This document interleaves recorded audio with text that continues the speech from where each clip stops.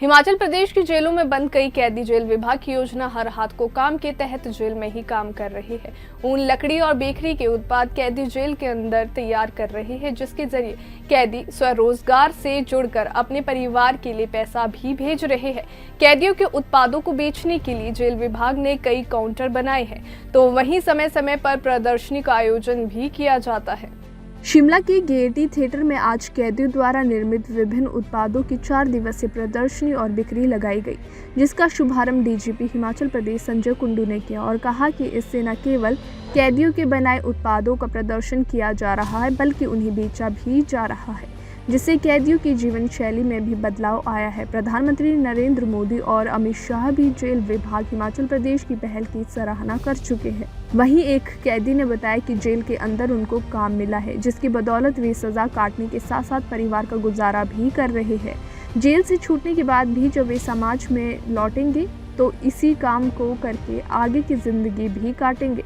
हिमाचल प्रदेश की 14 जेलों में 2500 के करीब कैदी इस तरह के रोजगार से जुड़े हैं, जो सजा काटने के साथ साथ परिवार का भरण पोषण भी कर रहे हैं।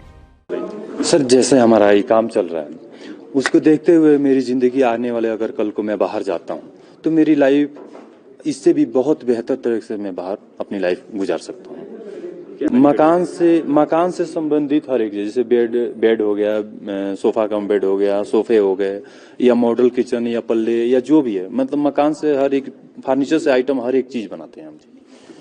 देखिए, सबसे पहले तो मैं धन्यवाद देना चाहूंगा अपने एडीजी मैडम का, हमारे अभी एसपी मैम आए थे, हमारे परमार साहब डिप्टी सुपरिटेंडेंट जेल सुपरिटेंडेंट साहब को।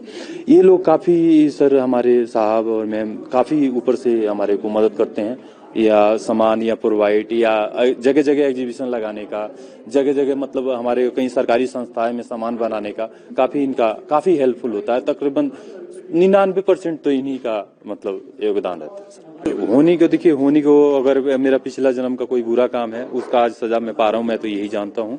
अगर आगे अगर छूट के टाइम से अपना छूट जाता हूँ, घर जाता हूँ, तो अपनी जिंदगी बस इसी सहारे अपनी गुजर जाएगी अच्छी से। जी, मैं ठेवकर रहने वाला हूँ और मेरे को 22 साल चला है जेल में। अब जो ये काम जब नहीं था तो हम अपने घर वालों को किसी भी प्रकार से मदद नहीं कर पाते थे। जब से ये काम मिला है तो हम अपने परिवार को भी थोड़ा दे सकते हैं, बच्चों की भी स्कूलिंग वगैरह में उनकी हेल्प कर सकते हैं। बाकी बाहर जाके तो अगर कभी छूटेंगे तो देखेंगे, ये काम सीखा हुआ है तो सीखा हुआ काम तो करेंगे, अगर चल पड़ा तो अच्छी बात है, नहीं तो थोड़ा ज़मीन भी है घर में, उसमें खेती बाड़ी कर लेंगे। रियलाइज़ का सर ऐसा है, रियलाइज़ तो इतना होता है कुछ बोल नहीं सकते। मतलब अब जब कभी पास्ट में जाते हैं तो इतना सारा ये होता है कि उस टाइम ऐसा क्यों हुआ। और मैं उस टाइम स्कूल में पढ़ता था, मेरा स्कूल टाइम का केस है, 97 का केस है सर मेरा। तो उस टाइम थोड़ी समझ भी नहीं थी, थोड़ा ये भी नहीं था। अब जाके पता चल रहा है कि मैंने क्या कर दिया, और इसी काम को आगे बढ़ाने की कोशिश करेंगे। अगर छूट गए तब लाइफ इम्प्रिजनमेंट है, बाकी ऐसा कोई पता नहीं कब छूटते ही क्या होता है।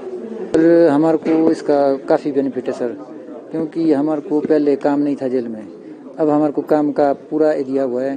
तो अब हम सुबह से लेकर शाम तक अपने काम में बिजी रहते हैं, टाइम भी निकल रहा सर, और पैसा भी बन रहा है, सजा भी काट रहे हैं, अब घर वालों को भी पैसा भेजते हैं, सब कुछ सही चला हुआ सर। मेरा है टेलरिंग का और बेबिंग का। तो जेल में ही सीखा सर।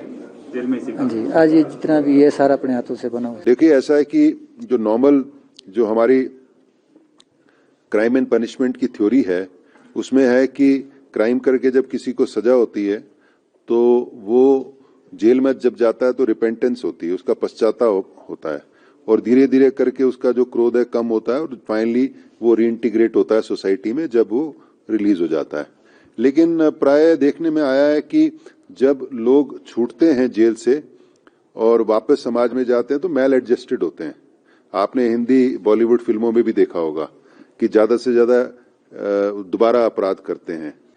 तो ये जो मुहिम है हिमकारा उन्नयन समिति बेसिकली एक कोऑपरेटिव सोसाइटी टाइप है, और जो जेल में बंद कैदी हैं उनके हुनर का इस्तेमाल किया है।